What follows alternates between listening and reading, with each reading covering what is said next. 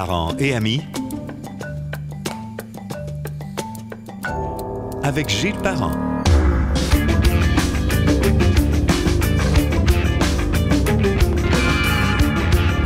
Bienvenue sur Parents et Amis, que l'on retrouve sur Spotify, Google Podcast, Balado de Apple, sur le canal Parents et Amis également sur YouTube et bien sûr sur gillesparent.com. Alors que la mobilité est au cœur des enjeux écologiques et que les technologies repoussent sans cesse les limites de la connectivité, l'industrie automobile se transforme de façon radicale. Je trouve ça même agréable de voir ça aller. Ça va vite, ça change vite. L'avenue des nouveaux acteurs aussi qui sont issus de l'électronique, d'Internet élargit le champ des intervenants au processus de création et de fabrication automobile comme jamais. Le véhicule, de plus en plus connecté, emprunte de moins en moins d'acier, de chrome et de plastique au profit des nouveaux matériaux composites, des matières recyclées et des technologies de l'intelligence artificielle. Un monde en profond changement qu'on va regarder, analyser et essayer de comprendre avec Éric Lefrançois, collaborateur à la presse et à l'annuel de l'automobile. C'est notre invité. Bonjour Éric. Bonjour Gilles. Comment vas-tu? C'est très bien, merci. Écoute, ça bouge. C'est vrai que c'est un monde. Moi, je ne suis pas chroniqueur automobile, fait que j'imagine pour vous, pour les gens qui font ce métier-là, ça doit être fascinant et hallucinant de voir ça aller depuis quelques années. Ben là, on vit vraiment une étape charnière. Là. Et là, on a une bataille qui est en train de se dessiner, d'une part avec les constructeurs automobiles traditionnalistes, donc tous les Chrysler, Alfa Romeo, Toyota de ce monde. Et vous avez toutes les nouvelles, les jeunes pousses, ce qu'on appelle communément en franglais les startups. Donc des firmes comme Tesla, Lucid Air et Rivian. Donc vous avez un tas de noms qui surgissent un peu partout et ça va définitivement avoir un impact considérable sur l'industrie automobile. On a plusieurs choses à toucher aujourd'hui dans ce balado, mais commençons par le phénomène le plus récent, un phénomène visible, dans le fond, pour le grand public, Éric, c'est-à-dire le prix de l'essence qui grimpe en flèche. On nous dit que c'est pas fini. Ça me fait toujours rire, parce que je dis à ma blonde, regarde, écoute, c'est toujours le côté dramatique, mais je dis pas que c'est pas vrai, là. Mais tu sais, le côté, ouais, c'est rendu 1,60 $, mais ça pourrait monter 1,80 $ à 2 $, tout ça. Puis c'est déjà rendu à ça. Si vous avez un véhicule qui utilise de l'essence super, vous êtes déjà rendu à 1,80 $. Oui, effectivement, tu as raison. Oui. Mais donc, on va frapper le 2 $ le litre aisément d'ici l'été. C'est à tout le moins ce que certains analystes prévoient. Là. Mais je me rappelle, Éric, que Pierre Fortin, l'économiste, avait dit, le jour, à l'époque, on parle d'il y a une dizaine d'années, 10-15 ans, il disait, quand l'essence va être à 2 $, 2,25 $, comme c'est en Europe, là, ça va peut-être amener des changements. Mais tant que ça bouge dans du 1,25 $, 1,30 $, oui, les bonnes intentions, mais finalement, il y a plein de VUS, il y a plein de gros camions. Alors, ma question est à voie venir. Est-ce que le prix de l'essence, cette fois-ci, compte tenu de l'avancée des hybrides et des voitures électriques, est-ce que ça peut avoir un effet durable sur le choix des consommateurs? Bien, je pense que, d'une part, on va éliminer l'hybride. Lui, déjà en partant. Oui, je pense que ça va un peu. L'accélération vers l'électrique est foudroyant. Ah oui, hein? Carrément foudroyant. Il y a des gens qui ont tablé sur le fait que l'hybride allait être le modèle de transition, si on peut dire, entre l'essence et le tout électrique, ou encore l'hydrogène, parce qu'il ne faut pas oublier que l'hydrogène fait également pas mort, partie. ça, Éric? Non? Ben, j'ai pas dit que c'était pas bon. C'est une autre solution. Non, excuse-moi, j'ai dit c'est pas mort. Ah non, c'est pas mort, l'hydrogène. Il y a encore c'est intéressant d'entendre ça, parce qu'il y avait quelque chose de très, entre guillemets, clean, en bon québécois, là-dedans, très propre, en théorie. À Québec, vous avez des gens, vous avez Arnois, si je me trompe pas, qui a une station-service ultra moderne, ultra sophistiquée, qui coûte extrêmement cher aussi. Donc, ça pourrait être le frein. Mais vous avez d'une part l'hydrogène, et là, vous avez aussi des gens qui, sur le plan du carburant alternatif, donc un carburant qui serait complètement neutre. OK. Mais ça, on pourrait y revenir là-dessus, parce qu'il y a des gens à l'heure actuelle qui se disent, on va avoir plein de moteurs en aluminium ou en fonte, et qu'est-ce qu'on fait avec? Et là, on est en train d'essayer de développer un carburant alternatif qui va coûter, honnêtement, et je m'excuse de l'expression, la peau des fesses au moment où on se parle. Mais néanmoins, il y a quand même des recherches qui se font de ce côté-là. Dans le fond, on veut éviter d'avoir trop de voitures à scrap desquelles on ne sait pas quoi faire. Ben, écoutez, là, à l'heure actuelle, je vois, moi, par rapport aux lecteurs de la presse, il y a beaucoup de gens qui s'interrogent. On est en 2022. Et ils se disent, ben là, on parle de l'échéance de 2035, l'interdiction de vente de voitures à moteur à combustion interne, donc des moteurs à essence ou diesel, si vous préférez. Et les gens se disent, ben là, habituellement, je garde ma voiture 10 ans, qu'est-ce que je fais, là? Est-ce que j'achète une voiture à essence, puis c'est ma dernière? Ou je fais déjà le saut vers l'électrique, ou est-ce que je devrais prendre une transition vers l'hybride? Donc, là, les gens aussi, là, on parle de la transition en termes de, pour l'industrie automobile, ça en est une chose, mais il y a aussi une transition de la part du public en général.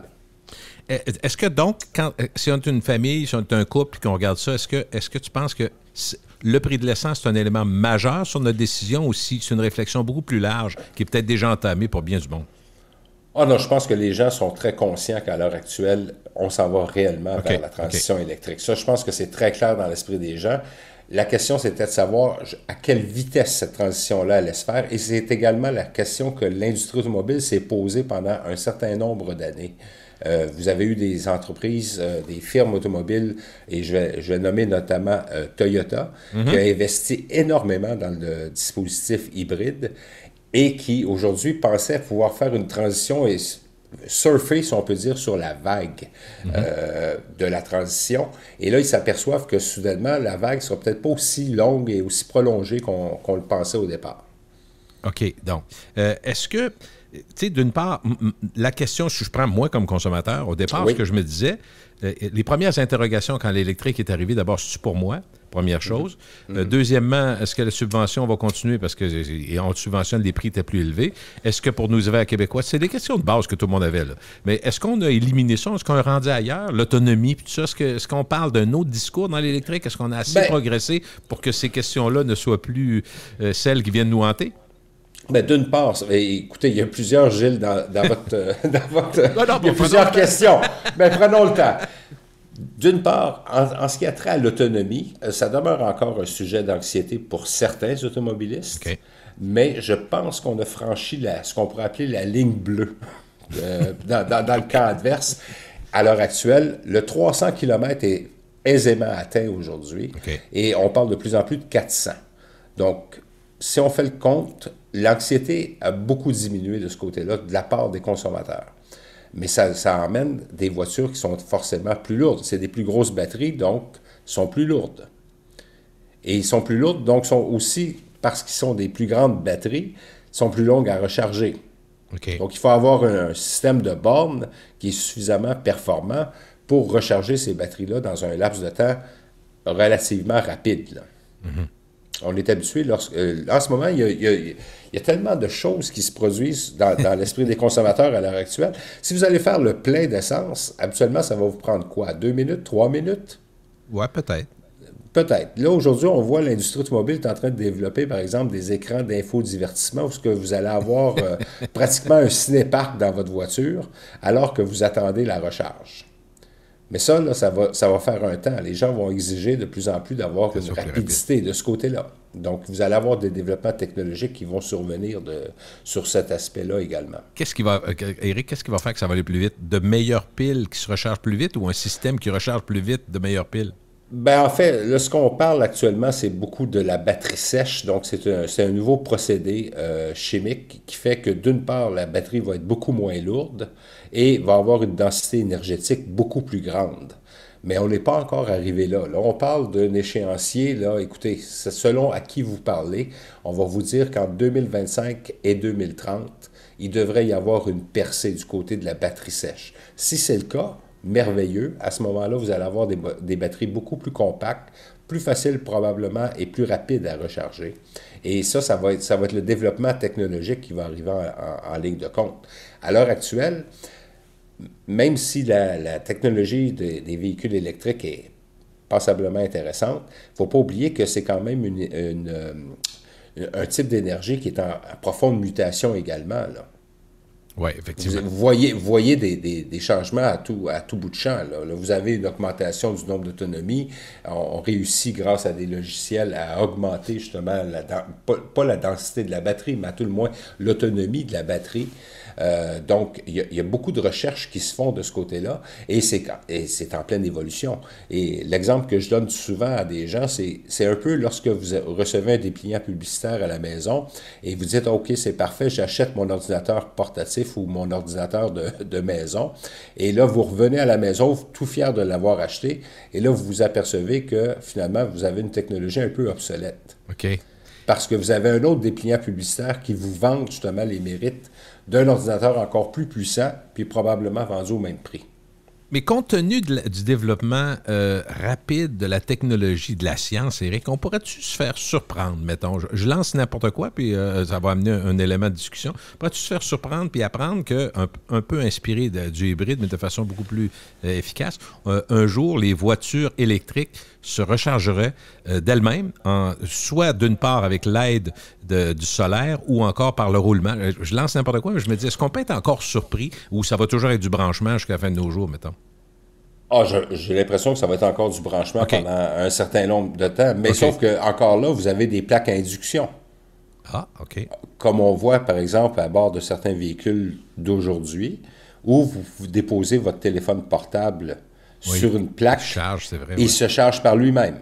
Est-ce que, par exemple, on rêve, là, on fait strictement rêver, mais j'ai déjà assisté à une présentation de ce côté-là, à l'effet qu'on pouvait, par exemple, mettre des plaques à induction sur une rue commerçante, par exemple, une commerciale, pardon. OK.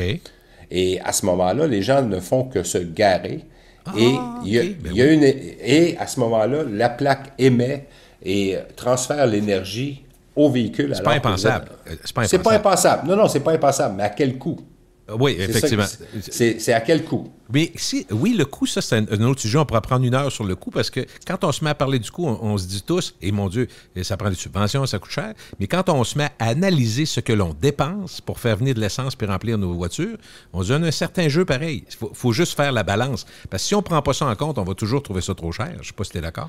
Mais je pense que malheureusement, on va assister au niveau de l'automobile, à tout le moins, peut-être à un retour en arrière en termes que, souvenez-vous, je ne peux pas vous dire ça, Gilles, parce que vous, comme moi, on n'était pas là, mais on peut avoir lu et vu et appris que au début, par exemple, du 20e siècle, l'automobile n'était pas accessible à tout le monde. Ah ben non. C'est pas tout le monde qui pouvait s'acheter une voiture. Dans les années 10, dans les années 20, dans les années 30. Et j'ai l'impression qu'on s'en retourne vers ça. OK, donc ça va devenir un objet de peut-être convoitise. Plus élitiste. Oui, okay. Ça va devenir un objet de convoitise. Ça risque de devenir aussi un objet qui va être peut-être réservé à une certaine élite. Mais sais-tu, les stats, Éric te donne raison. Je sais bien que tu n'as pas lancé ça en l'air pour le fun, là, mais le prix des voitures neuves depuis 10 ans, quand on fait la comparaison, a augmenté de 40 %. Le problème qu'on a, c'est qu'on fait des blagues entre amis autour d'une bouteille de vin, puis c'est toujours la même chose. On ne sait pas le prix de la voiture, on sait que ça coûte tant par mois. Mais finalement, les voitures ont quand même augmenté, les voitures neuves. Absolument. Puis, pas mal. Et à la faveur, mais aussi à la faveur, il faut faire attention, à la faveur aussi des VUS. Oui. Parce que écoutez, on va prendre un exemple qui n'est pas tellement vieux, mais ça va permettre justement aux auditeurs de bien comprendre. À une certaine époque, l'an dernier, en fait, Hyundai commercialisait un véhicule qui était la Accent. Un petit véhicule. Et c'est petit véhicule, petit sous-compact, que vous pouviez acheter pour à peu près 12-13 000 $. Mais vous aviez également la Venue, qui est un... En tout cas, à tout le moins, ça a une forme de VUS, mais ça n'a pas de traction intégrale, donc à 4 roues motrices. Mais c'était un véhicule qui coûtait 4, 5, 6 000 $ de plus au prix de départ. Donc, c'est le consommateur, finalement, qui a boudé la voiture comme la Accent, qui a été retirée du marché depuis, au profit, justement, des VUS. Parce que on est rendu avec des mini-VUS comme la Kona, tout ça, qui sont des mini-véhicules full équipe. Mais qui sont... En fait, même la Kona, la Venue est sous la Kona. Donc, vous voyez... C'est encore plus... Vous avez plus d'entrée de gamme. Vous avez des véhicules VUS qui sont ce qu'on pourrait appeler des VUS urbains, qui sont dotés strictement de 2 roues motrices. Je pense, par exemple, à la Venue. Je pense également à la Nissan Kicks, qui sont exactement de la Kia Soul. C'est un autre exemple aussi de véhicules qui sont très petits, mais qui remplacent finalement ce qui était avant l'entrée de gamme d'un constructeur automobile. C'est une curiosité nord-américaine d'aimer autant, ou même canadienne ou québécoise, je te pose la question, d'aimer tant les VUS, parce que je me rends compte qu'autour de moi, malgré un discours très environnementaliste, je vois des VUS à toutes les entrées de cours. Fait, je me dis probablement qu'il y a quelque chose qui m'échappe. Ben, Gilles, vous savez, ce qui est un peu triste, c'est de constater qu'à l'heure actuelle, pratiquement, et je dis bien pratiquement, 8 véhicules sur 10 vendus au Canada sont des VUS. Donc, Et on progresse, mais c'est relatif. Hein?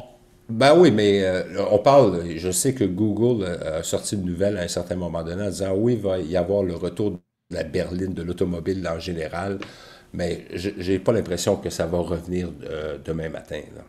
La tendance est trop lourde, là, elle est trop forte. Elle est trop forte. Et pour répondre à votre première question, c'est non, l'engouement majeur est venu des États-Unis, mais ça s'est répandu comme une traînée de poudre un peu partout dans le monde. Est-ce qu'il y a un élément de sécurité, à ton avis, le fait de se sentir un petit peu plus haut? Je ne sais pas. Là, il y a deux éléments que moi je retiens. D'une part, il y a une question de polyvalence. Il faut reconnaître quand même que c'est un véhicule à haillons.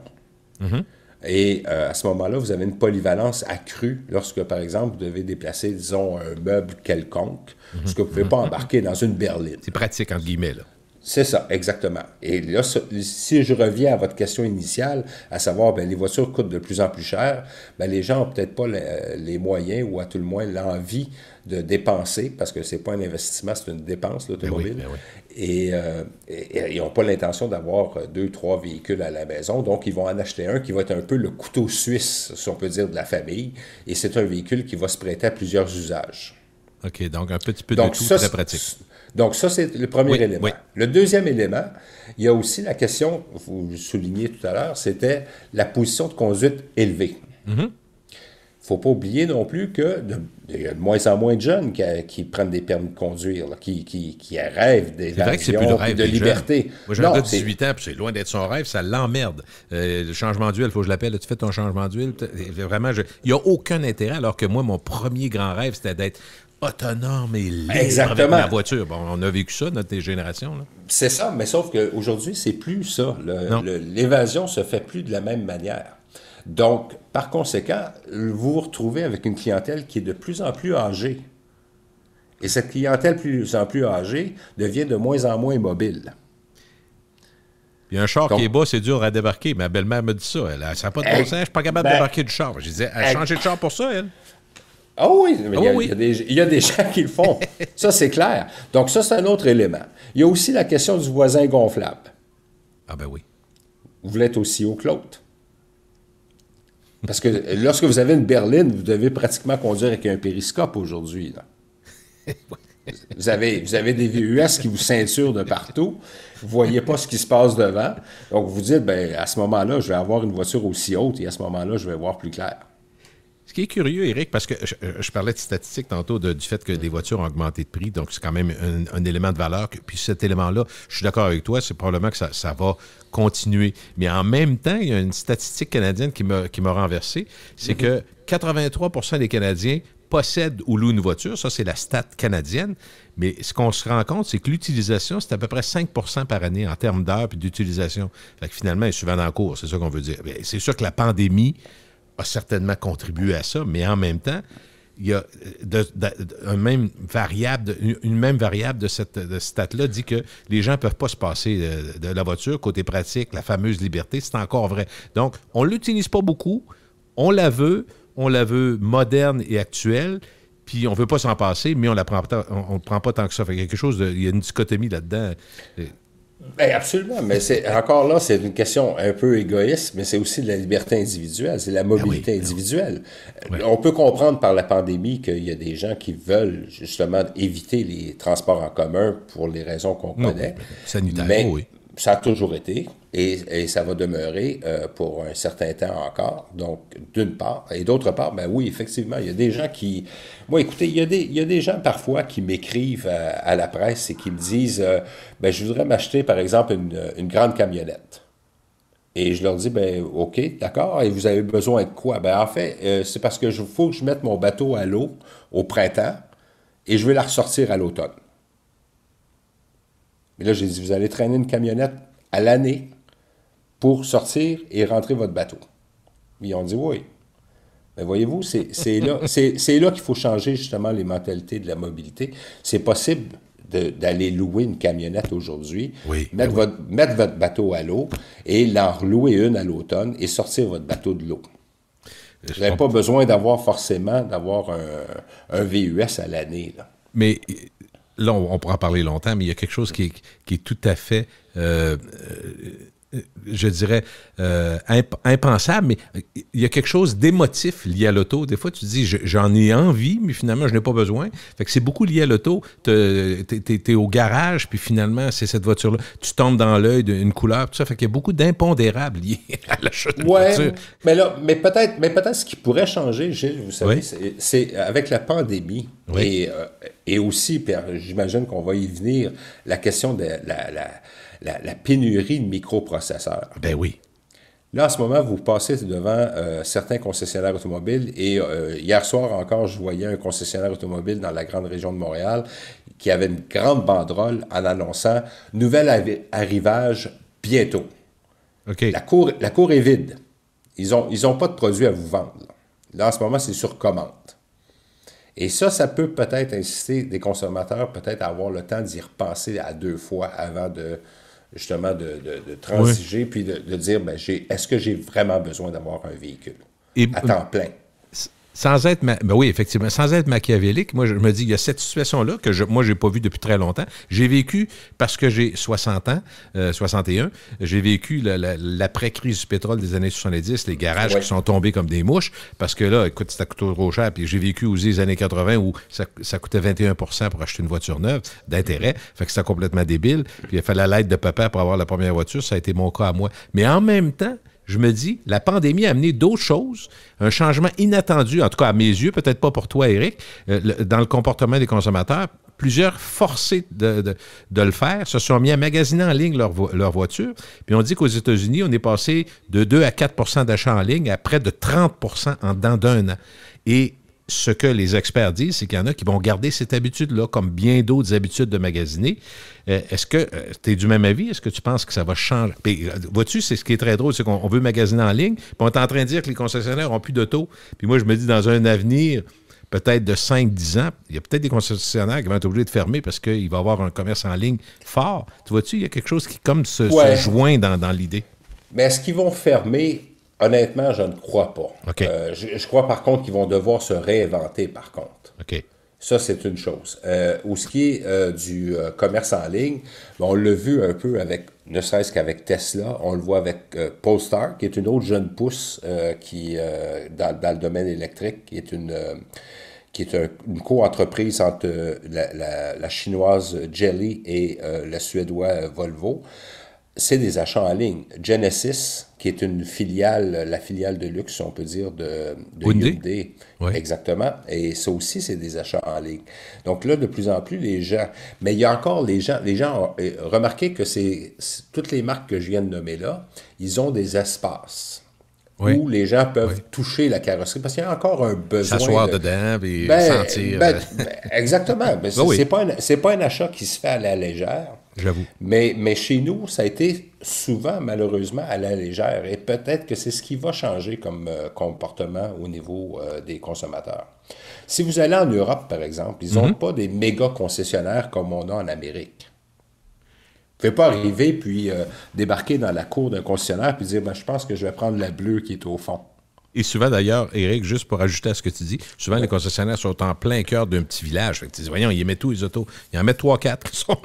Ils en ont 3-4. Oui. Mais sauf que moi, je me souviens, il y a quelques années, j'avais parlé avec le président de Nissan au Canada, qui était un transfuge, en fait, là, qui se baladait un peu dans différents pays.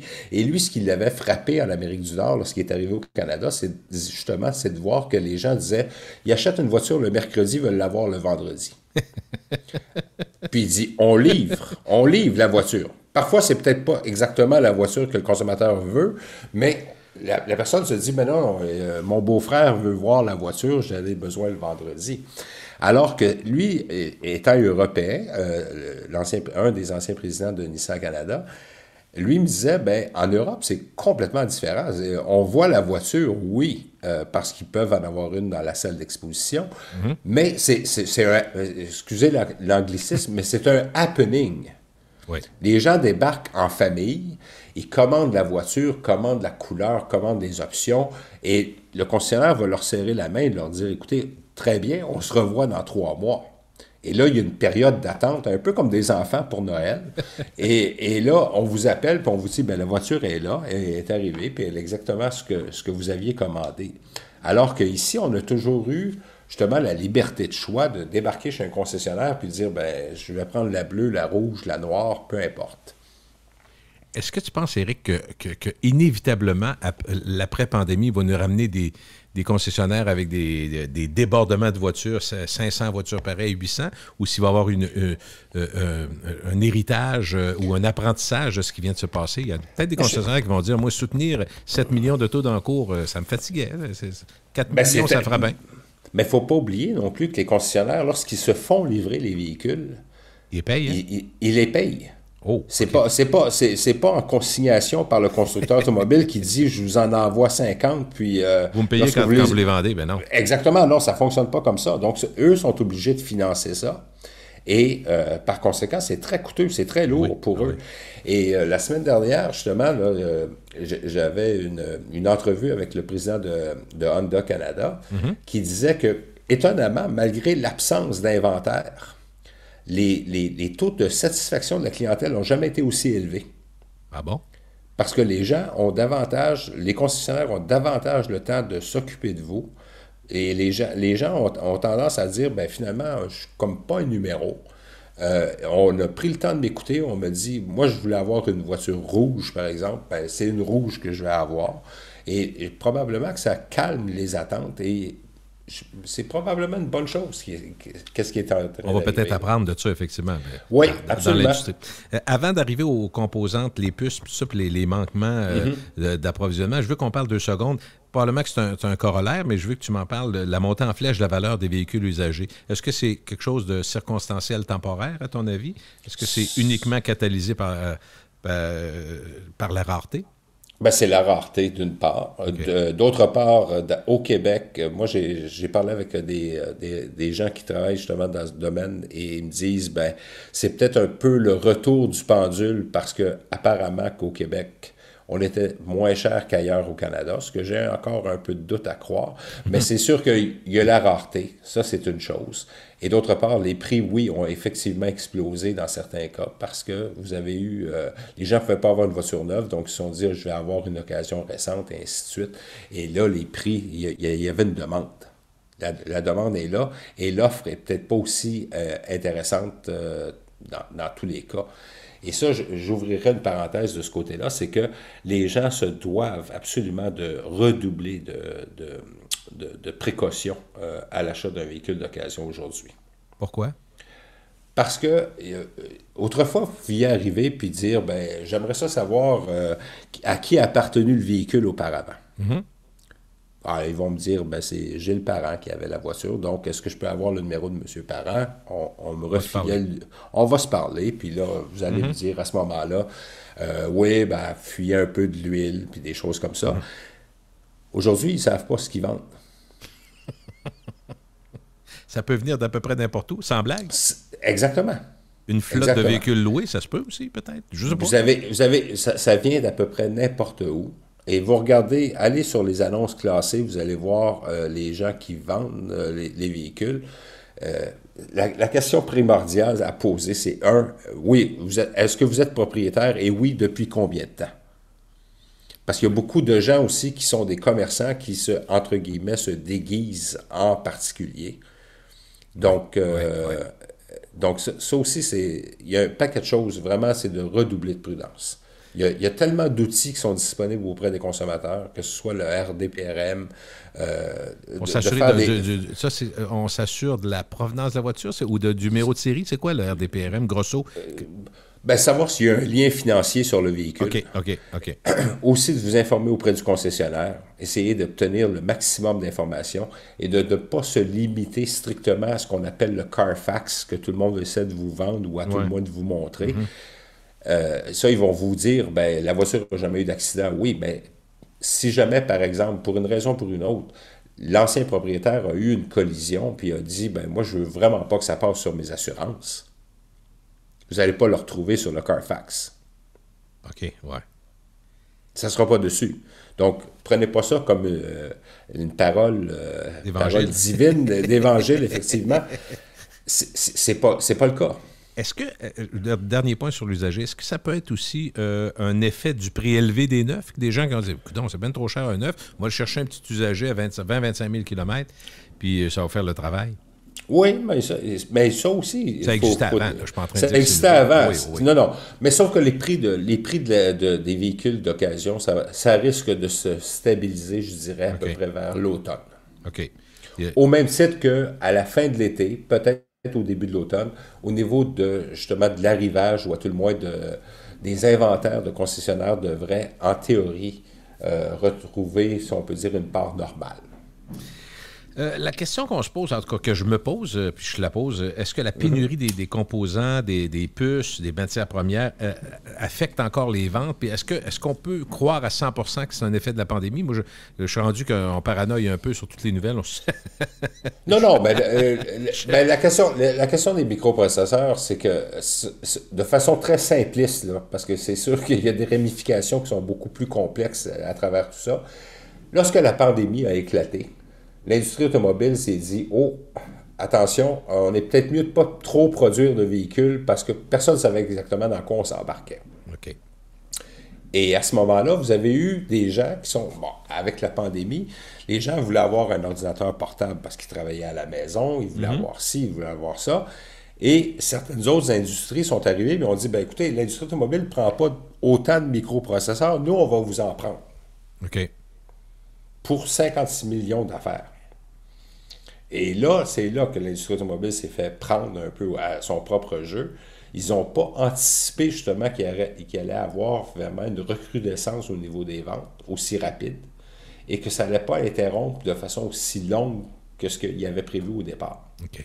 Mais par contre, les gens qui fabriquent les microprocesseurs sont arrivés et ont dit à l'industrie automobile, au GM, au Ford et autres de ce monde, prenez un numéro.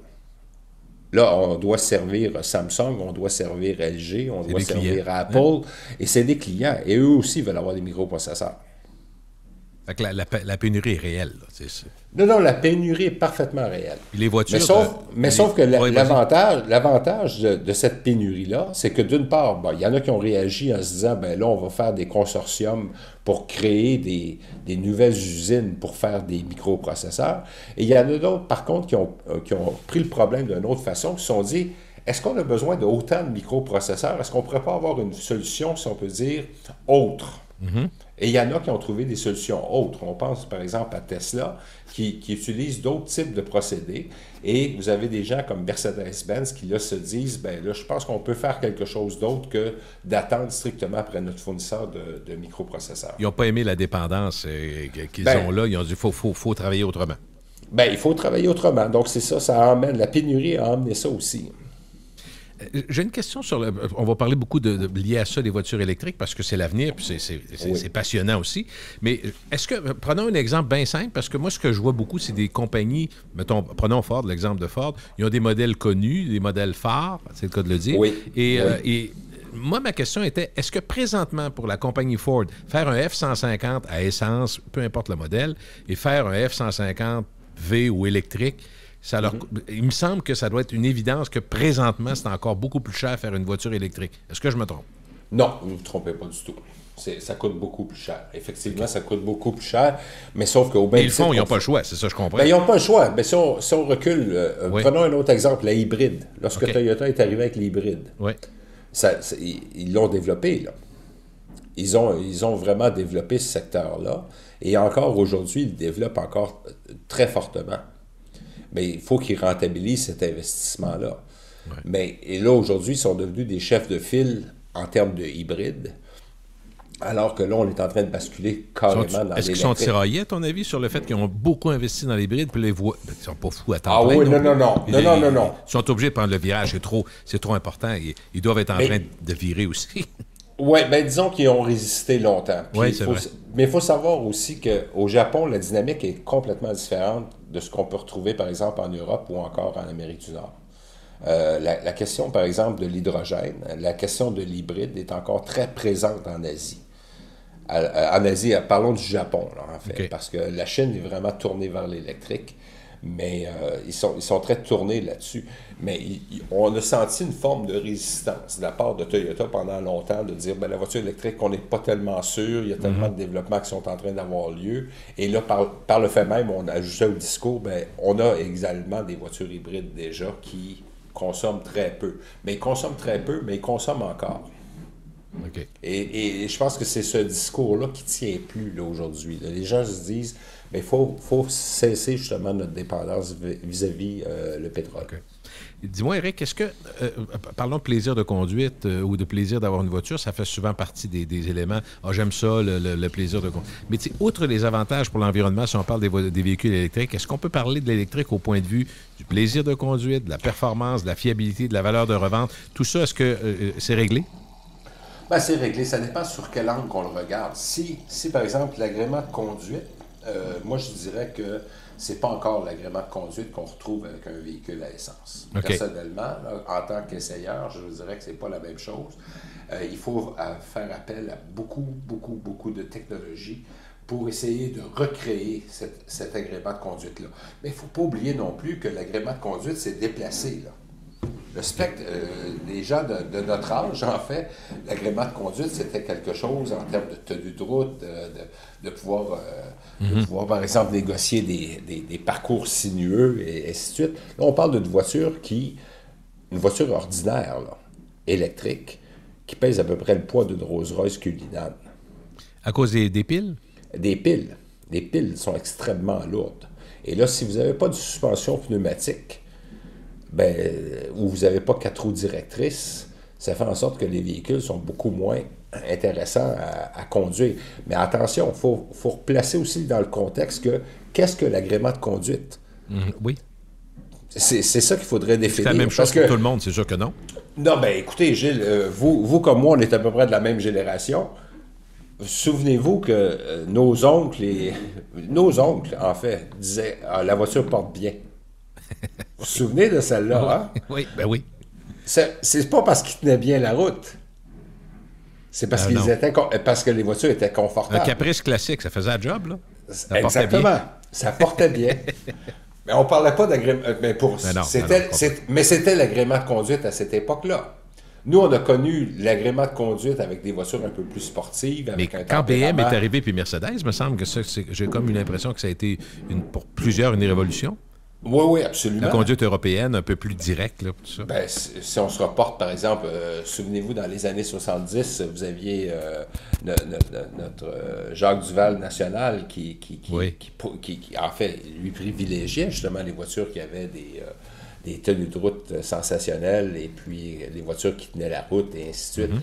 Et là, en ce moment, ça a changé. Les gens, à ce moment-là, ont commencé à adopter, pas nécessairement à cause de Jacques Duval, mais je pense que les gens ont commencé à apprécier justement une voiture qui tenait la route, contrairement à ce que nos oncles disaient qui portait bien. Et aujourd'hui, les gens cherchent quoi? Ils recherchent le confort, oui. Si on regarde notre réseau routier qui est en lambeaux à plusieurs endroits, vous allez avoir une voiture qui est confortable. Oui. Et d'autre part, vous allez avoir une voiture qui est silencieuse. Oui.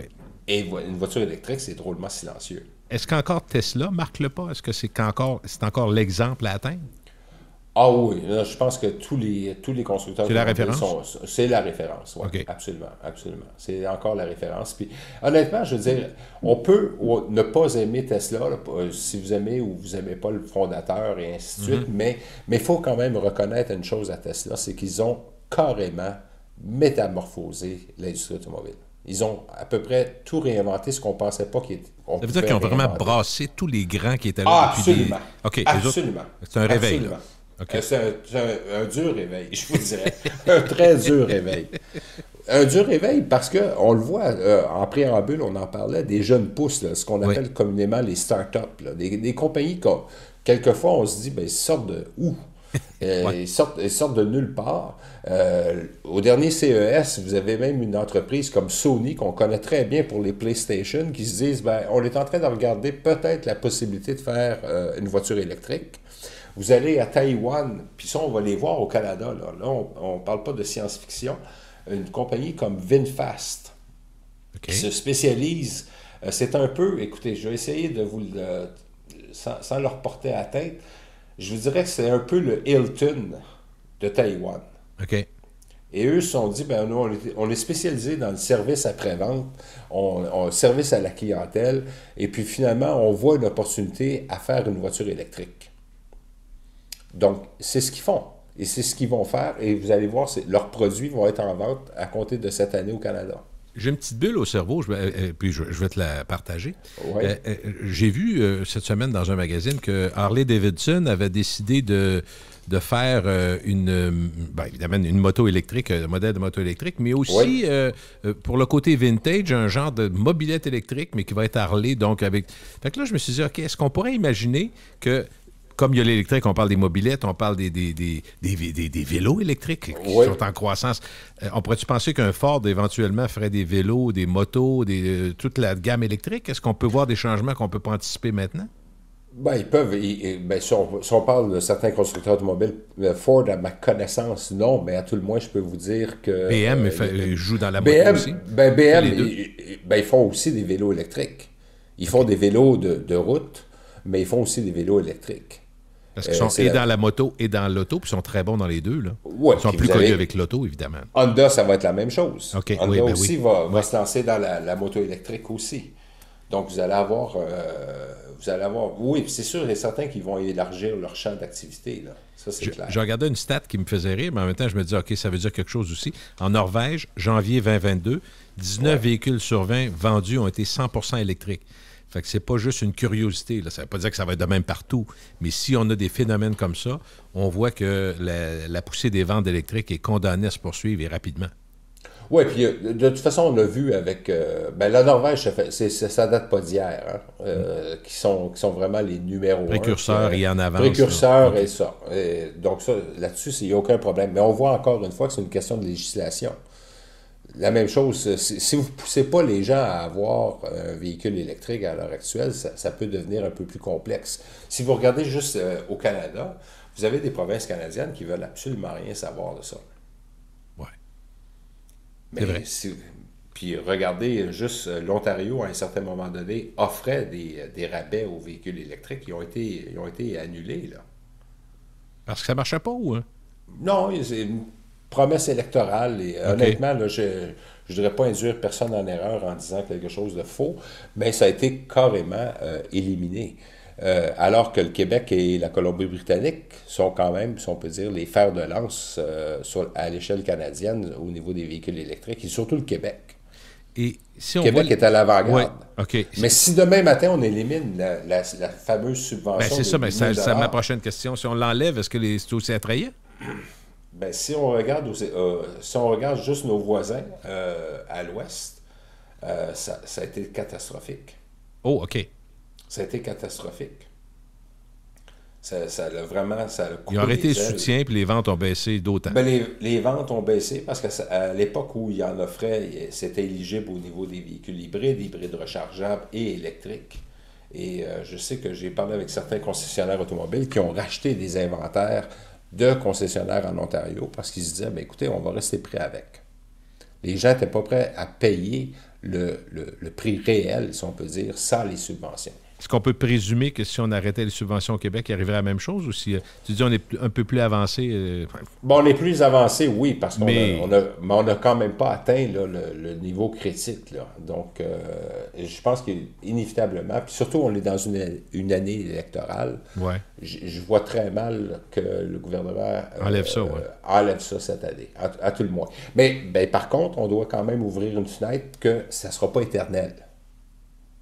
La Chine, qui est aussi en avance de ce côté-là, a annoncé qu'ils allaient retirer ces subventions-là, eux, à la fin de la prochaine année. OK. Puis, est-ce que le volume va faire, ce qu'on voit dans un avenir prévisible, que le volume peut faire que les prix vont baisser, comme l'offre et la demande, dans le fond? Ben, ils s'attendent. En fait, les pronostics puis les analystes à une certaine époque se disaient qu'en 2025, donc en fait c'est dans 3 ans, qu'il y aurait une parité en termes de OK. un véhicule à essence ou un véhicule électrique. OK. Là, à ce moment-là, la journée qu'on va atteindre cette forme de parité-là, probablement que les subventions vont tomber. Mais là, en ce moment, on n'est pas encore rendu là. Éric, on voit beaucoup les grandes corpos, Ford, GM et les autres, prendre des véhicules qui existent déjà puis en faire une version électrique. Est-ce que c'est parce que c'est plus rassurant pour le monde, c'est plus facile à vendre? Est-ce qu'il y aurait avantage à lancer des nouveaux modèles 100% électriques ou c'est une bonne idée que de prendre des modèles connus, rassurants, entre guillemets? Vous voulez dire Ben, en termes attends. de nom, vous voulez dire? Ouais. Ou, Oui, c'est ça. parce que, Faire un nouveau modèle, mais 100% électrique, qui n'existe pas, mettons, chez Ford ou chez GM. On va OK. prendre peut-être pas le Cadillac, n'importe quel Non, modèle non, qui existe, puis on en fait une version électrique. C'est ça qu'ils font beaucoup, là. ben, ils font beaucoup. Ce qu'ils faisaient beaucoup, en fait. Parce que si on parle, par exemple, de prendre une plateforme existante, on Oui. va prendre un exemple un peu du passé, là. La Ford Focus. Je pense que tout le monde à peu près connaît la Ford Focus. Oui. Et à un certain moment donné, on a dit, bon, on va lui implanter un propulseur électrique plutôt qu'un moteur à essence. Il y avait la version essence, il y avait la version électrique. Ouais. Mais par contre, vous êtes parti d'un châssis, d'une plateforme, d'une architecture. Là. C'est 3 synonymes, en fait, dans le jargon de l'automobile. Et vous en avez fait une voiture électrique. La même chose que Volkswagen avec la Golf. Vous avez eu la e-Golf, qui était finalement la même voiture, mais privée de son pot d'échappement, privée de toutes les composantes d'un moteur thermique. Ça, c'est plus vraiment la tendance. La tendance, c'est vraiment de partir d'une architecture qui est dédiée à un OK. véhicule électrique. OK. Donc, c'est vraiment la tendance à l'heure actuelle. Est-ce que l'autonomie de la voiture est liée directement au poids de la pile? Parce que ce que j'entends, je me dis probablement qu'ils doivent travailler très fort à avoir des voitures moins lourdes, j'imagine, mais est-ce que c'est lié... Mais moins lourd, faire en sorte que c'est un véhicule qui va avoir une autonomie moindre. Moindre? Moindre. Oh, OK. Ben oui, Oh. non, moins lourde, plus légère, équivaut à une autonomie moindre. Si par exemple, vous prenez un exemple, la Mazda MX-30, par exemple, OK. qui vient de sortir. C'est un véhicule 100% électrique, mais l'autonomie est inférieure à 200 km. Pourquoi? Parce que c'est une toute petite pile. OK, parce que c'est vraiment trop un petit. véhicule, OK. c'est vraiment un véhicule qui a un usage pratiquement urbain, avec un réseau d'infrastructures qui est suffisamment complet justement pour faire des recharges. Question nationaliste, est-ce que Hydro-Québec est pas mal là-dedans, les piles, puis les recharges, puis tout ça, parce que on Ouais, avait ils manqué... sont impliqués. En fait, la question, c'est pas tant Hydro-Québec, c'est de savoir pourquoi, par exemple, le Québec n'a pas de voiture électrique. C'est probablement plus la question qu'il faut se poser. C'est Moi, c'était probablement... tu ris, mais Éric, moi, mon questionnement comme consommateur et citoyen du Québec qui paye des impôts et des taxes, je me disais, Ouais. il me semble que la première place où j'aurais imposé ça, c'est dans tout ce qui s'appelle véhicule urbain, les autobus. J'ai trouvé qu'on a pris du temps, autobus scolaire, subventionné ça. Puis Bon, on tout le ce qui voit avec roule. Lyon électrique. Oui, Avec mais Lyon tu électrique, trouves pas oui. qu'on est un peu en retard là-dessus? Tabarouette. Ben, En on tout est cas. en retard. Je pense pas qu'on est vraiment en retard. Ah, mais il ben. faut aussi... Il y a des gens avec qui j'ai parlé, puis je peux pas... Malheureusement, je peux même pas mentionner mes sources. OK. Mais par contre, eux, ce qu'ils me disent, c'est que en région, c'est plus difficile de vendre, par exemple, un autobus scolaire OK. entièrement électrique. OK. Dans les grands centres, ça va, mais il y a quand même une résistance, on peut dire, dans certaines régions du Québec. Par OK. rapport à ce virage-là. Donc, si vous n'avez pas vraiment de demande, c'est difficile d'avoir une offre. Non, en fait, la question, c'est de savoir comment ça se fait-il lorsque vous voyez, on parlait des jeunes pousses, encore une fois, Ouais. Lucid Air, Rivian, toutes ces entreprises-là qui ont démarré de nulle part. Comment se fait-il qu'au Québec, on n'a pas une voiture électrique? C'est un fait. C'est un fait. Puis, tu sais, nous autres, on n'arrête pas de parler de notre plus grande force, c'est-à-dire c'est une énergie Ben, renouvelable. Hydro-Québec, d'une part. c'est tabarouette. L'Ontario, c'est la même chose. Ils ont quand même... Et on a les conditions climatiques les plus extrêmes, ou parmi les plus extrêmes à tout le moins. Donc, on devrait avoir une technologie et un savoir-faire qui, curieusement, ne se matérialise pas sur le plan de l'industrie. Il n'y avait pas une entente entre Hydro-Québec et BM sur le développement des piles? J'ai-tu rêvé ça ou... Ah, il y a eu des ententes un peu avec tout le monde, mais moi, OK. je vais vous reporter plus loin que ça. Je vais vous reporter en 1993 ou 92. le groupe Traction Couture. Oups. Je sais pas si ça vous... Je connais les Cretons Couture, c'est à peu près tout. OK. Ben le groupe Traction Non, Couture, ils avaient pris à cette époque-là des véhicules qui étaient des Dodge Intrépide. Donc, ça rajeunit personne. Mais c'était une très grande On va berline. leur laisser. Oui, mais c'était une très grande berline à l'époque. Ouais. Et eux avaient mis au point ce qu'on appelle des moteurs roues. Donc, les moteurs étaient vraiment imbriqués dans la roue. C'était pas un nouveau concept. Parce qu'il faut se souvenir, pour ceux qui peuvent s'intéresser, il faut le savoir, Porsche avait déjà fait ce genre de choses-là au début du 20e siècle. Quand même. Mais le groupe Traction Couture était arrivé avec quelque chose plus moderne, miniaturisé, bien entendu, qui faisait en sorte justement que... on pouvait s'imaginer qu'à cette époque-là, moi je me souviens en 93-94, on se disait, c'est révolutionnaire. À ce moment-là, Hydro-Québec, parce que c'était une de leurs filiales, qui était TM4, on se disait, ces gens-là on va vraiment prendre le dessus. Et à cette époque-là, souvenez-vous, on en parlait, mais personne n'a vraiment vu jusqu'à l'an dernier que Bombardier aussi est impliqué à faire un véhicule québécois. OK. Donc, là, on faisait aisément le jumelage de Hydro-Québec TM4, des groupes Traction Couture et Bombardier, puis on se disait, le Québec va devenir finalement un constructeur automobile. C'est pas arrivé. D'une manière ou d'une autre. Et c'est jamais arrivé. Mais est-ce qu'on peut présumer, si on regarde la progression rapide, puis les avantages de ça, puis le discours environnementaliste qui est quand même pas juste un discours, c'est pas juste de la frime, on comprend qu'il y a une urgence. Je pense que les gens sont de plus en plus conscientistes. Est-ce qu'on peut penser qu'à peu près tous les véhicules, les camions remorques, les 4x4, les 4 roues dans le bois, tout ce qui s'appelle machine, tous les véhicules... Et véhicules récréatifs. Oui, mettons tout ça, motoneige, il va y avoir des versions électriques éventuellement... ça c'est inévitable. On n'a pas le choix. OK. Donc, on s'en va là. OK. Ça va être électrique, mais ça peut être aussi hydrogène. Après la combustible. Mais c'est encore électrique d'une certaine manière. Là. Puis est-ce que le réseau fait qu'on est capable de rouler sans avoir peur de toujours manquer? Est-ce qu'on n'est pas pire? Moi j'en ai pas de véhicule électrique. Je fais pas du Québec-Montréal, je fais pas de la route tant que ça, mais est-ce qu'aujourd'hui, je sais que Tesla, pour avoir deux frères qui en ont, ils ont tous des systèmes qui leur disent, là, vous pouvez mettre, vous êtes correct pour, tout est calculé, puis ça, je comprends, là, mais... Ah oui, mais ils l'ont tous, là. C'est pas, OK, les véhicules ont tous ça. Bon. Mais est-ce qu'on est mieux paré? Est-ce qu'on est mieux organisé? On est mieux organisé, on a une meilleure structure de bornes de recharge, ça c'est clair. Il faudrait avoir encore davantage, ça c'est clair. Là, en fait, il y a certains gens dans l'industrie automobile canadienne, j'entends, qui se disent, la voiture électrique, ça va vraiment prendre son essor la journée où il y aura autant de bornes de recharge que de stations-service au pays. Oh, on n'est pas là. On n'est pas là. OK. Eux s'attendent à ce que... Mais c'est sûr et certain que l'industrie automobile canadienne fait du lobbying avec le gouvernement fédéral et les gouvernements provinciaux, justement pour essayer d'avoir quelque chose de ce côté-là. Là. Ils se disent, on est prêt à en produire des voitures électriques. Là. On va en faire. Si vous voulez qu'on en fasse, on va en faire. Mais de l'autre côté, si on fait des voitures puis les gens ne sont pas en mesure de les recharger, bien là, ça va poser un problème. Est-ce que, si on fouillait un peu, des compagnies là, qui exploitent surtout des stations-service, parce que tu m'ouvres la porte là-dessus, on va terminer sur ce sujet-là, les grands Mobile, Exxon, les grandes compagnies mondiales, est-ce que si on fouille peut-être pas tant que ça, on va se rendre compte qu'eux autres, ils ont mis des billes aussi dans l'électrique parce qu'ils veulent pas, ils savent très bien qu'à un moment donné, on va switcher. Là. On va être en train de le faire.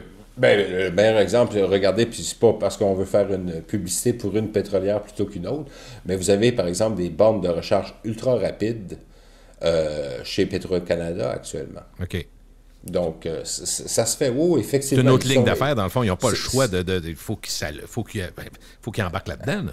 Absolument. Ils n'ont pas le choix. Et ils le font. Oui, ils le font. Okay. Ils n'ont pas le choix. J'ai une dernière question pour toi. Quand on a parlé, Éric, de la conduite autonome, il y a eu beaucoup de développement. Tout le monde, tout le monde, je ne devrais pas dire ça, mais plusieurs se sont mis là-dedans, puis on nous a fait rêver. Puis là, on voit qu'il y a des limites là-dedans. C'est-tu quelque chose qui était juste pour pousser la science, comme par exemple la NASA pousse la science pour des technologies, ou si vraiment moi, j'ai jamais complètement cru, puis j'ai jamais eu le goût non plus d'avoir une voiture qui me mène partout, mais on est rendu là-dedans, mettons... Mais vous êtes un des rares. Vous êtes un des rares, parce que si vous regardez les Tu rêves de ça, statistiques... de t'installer en arrière? Pas du tout, pas du tout. Non, mais par contre... J'imagine que tu tripes à conduire, là. mais j'ai été surpris, par contre, d'avoir vu une étude à l'effet qu'au Québec, notamment, c'était une des provinces qui militait davantage pour avoir la conduite autonome. OK. Non, donc, mais, en tout cas, moi, je comprends pas ça complètement, mais je me demandais, c'est-tu une bebelle, cette affaire-là, ou si ça va arriver pour vrai, là? Non, ça va arriver, mais honnêtement, je ne veux pas vous faire de peine, Gilles, mais je pense pas qu'on va être encore... OK, on va être parti de ce monde, oui. Parce que des contraintes, on sait que c'est pas tout. Il y a beaucoup de contraintes, mais par contre, il y a des avantages à avoir la conduite autonome. Il y a des avantages. Pensez par exemple aux personnes qui sont, par exemple, plus âgées. Oui. Qui se voient retirer leur permis de conduire. Parce que malheureusement, c'est des drames qui arrivent aujourd'hui. Puis pour certaines personnes, c'est très difficile à prendre parce que c'est leur mobilité là, individuelle. Donc, la conduite autonome va apporter cet élément-là. Vous allez avoir un élément de sécurité aussi à l'effet, par exemple, que vous allez avoir une voiture autonome qui pourrait aller reconduire vos enfants ou vos petits-enfants à l'école. En toute sécurité aussi. La conduite autonome va permettre justement de minimiser, sinon enrayer totalement les pertes de vie humaine. Oui. Parce qu'il n'y aura plus d'erreur. Mais ça, il faut arriver avec un logiciel et un algorithme suffisamment puissant pour être en mesure. Puis on le voit là, actuellement avec... c'est pas le cas, mais on s'en va vers ça. On s'en va vers ça. Oui, c'est intéressant parce que tu touches à quelque chose... Oui. Et l'autre élément aussi, c'est que, puis l'argumentaire auprès des gens qui travaillent dans ce domaine-là, c'est qu'ils se disent, si vous regardez les gouvernements mondiaux à l'heure actuelle, il y a peu de gouvernements qui investissent dans de nouvelles infrastructures routières. Si vous avez une voiture autonome, vous allez pouvoir rétrécir les lignes. Et peut-être qu'à ce moment-là, au lieu d'avoir un 3 voies, vous allez peut-être avoir un 4 voies. Parce que la voiture va toujours se maintenir à l'intérieur de ces lignes-là. Donc, vous allez pouvoir augmenter la densité de la circulation et ça ne posera pas un problème. Va être meilleur conducteur que nous, de toute évidence, parce que... Ça, c'est clair. Ça, c'est clair. J'écoutais des spécialistes dire que si... c'est quelque chose de complètement théorique, mais si on avait sur une route juste des voitures autonomes, avec toutes les conditions gagnantes, là, on pourrait rouler tout le monde à 130 km/h, puis il n'y aurait jamais d'accident. Parce Exactement. Que n'importe qui nous entend, parce qu'il y a quand même une grosse amélioration de la sécurité passive sur plusieurs véhicules, de plus en plus de véhicules. Il y a beaucoup d'améliorations extraordinaires qui font que le bilan routier, malgré le nombre d'autos, Éric, est quand même impressionnant. Là. C'est-à-dire on s'améliore parce qu'on est mieux protégé. Mais n'importe qui a vécu une situation d'urgence avec le frein d'urgence sur des voitures qui existent, moi je l'ai vécu, je me suis rendu compte qu'il a breaké bien avant moi, là. J'ai vu quelque chose arriver devant moi, puis écoute, tu peux te dire que le fameux frein d'urgence, quand ça freine, ça freine. Moi, j'avais ça sur le Jeep qu'on a, puis j'ai dit à ma blonde, je suis obligé d'admettre une chose qui est une évidence, mais quand tu le vis, tu le réalises. Le système a freiné bien avant moi. Mais on perd de plus en plus le contrôle de notre véhicule. Si vous arrêtez à regarder, on laisse de plus en plus l'automobile dicter la voie, en quelque sorte. Si vous regardez, il y a des voitures aujourd'hui que si vous êtes à un feu de circulation, puis pour une raison ou pour une autre, là, vous regardez votre copine ou vous avez la tête ailleurs, et la voiture va vous envoyer un signal sonore pour vous dire, ben là, avancez, là. On devient de plus en plus paresseux. Les régulateurs de vitesse aussi automatiques avec les distances. C'est de plus en plus commun, sans dire que tout le monde a ça, là, mais c'est plus les capteurs d'angle mort. Ça, c'est fantastique. Pour moi, c'est une des plus belles... J'ai dit à ma blonde, dans mon petit monde à moi, là, je trouve que c'est une des plus importantes améliorations que j'ai vues de ma vie. Pour la sécurité. Oui. Quand ça sonne, moi j'écoute ma musique, là, puis la musique arrête, puis ça sonne. Je peux te dire que là, je sais que si je bouge encore, je me fais rentrer dedans. Oui, c'est ça. Mais ça, de plus en plus, on vous retire de plus en plus vos responsabilités. Le problème, c'est que pour rendre la voiture de plus en plus accessible à tout le monde. Ah, c'est ça le but. Merci beaucoup, Éric. Merci, Éric, d'avoir partagé avec nous autres. On va se reparler, c'est sûr. Écoute, puis je suis content d'avoir tes lumières. Puis j'imagine que des essais d'auto en masse, malgré qu'il n'y en a plus d'un concessionnaire, vous autres, vous avez la chance peut-être d'en essayer, je présume? Oui, mais c'est plus lent que c'était autrefois. Les lancements sont de plus en plus espacés, puis avec la COVID, c'est de plus en plus complexe. Là. OK. Une dernière question de curiosité. Oui. Qu'est-ce que tu as essayé récemment qui t'a ravi? Moi, j'entends parler, je ne sais pas si tu as déjà essayé. En tout cas, vas-y, réponds à ma question. Mais j'allais parler de la Volkswagen ID4. Là, tout le monde me parle de ça, puis je ne sais même pas à quoi ressemble, mais... c'est un petit VUS, ouais, c'est un VUS de la taille d'un Mustang Mach-E ou encore... Okay. C'est vraiment la catégorie qui monte, là, à l'heure actuelle. Okay. Il y a un buzz? Est-ce que je me trompe? Il y a un buzz sur cette voiture-là? Bah, non. Non? Je pense pas. Donc, je me trompe. Yes! C'est pas moi Non, mais je veux dire, il y a un buzz. Je pense que tout ce qui est électrique à l'heure actuelle, il y a un buzz. Il y a un buzz de ce côté-là. OK, parfé. Le buzz reste... Gardons-le sur Tesla. Pas juste Tesla. Il y a d'autres constructeurs automobiles qui offrent des choses, je ne dirais pas nécessairement tout à fait comparables à Tesla en termes d'autonomie et de performance électrique, mais vous avez des voitures qui sont tout à fait honorables là, du côté électrique de constructeurs traditionnalistes, là, entendons-nous. Bon, ben ça fait le tour. Merci beaucoup, Éric. À la prochaine. Plaisir. À la prochaine. Merci. C'était très gentil. Éric Lefrançois, collaborateur à la presse et à l'Annuel de l'automobile.